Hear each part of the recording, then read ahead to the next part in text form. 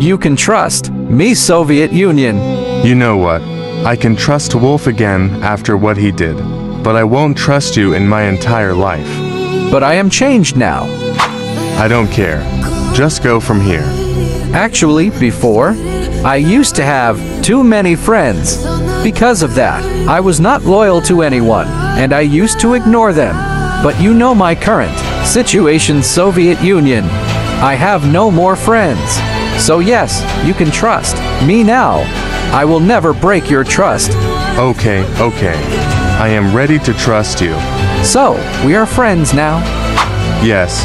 Meanwhile, I can't believe this. Dragons, wolf, sword. Is this a real world or a story created by GeoWolf? GeoWolf. Who is GeoWolf? Forget about that. So you all are saying these mythical creatures appeared in this world and are trying to conquer the Earth? Yes, something like that. So, how can we save the Earth? I don't think we can save the world now. And if I am not wrong, then an ice age is about to happen. It's our end, guys. Shut up, Ottoman Empire. We can still win. No, India. We can't win now. Only Wolf can save us, but because of you, Wolf is gone.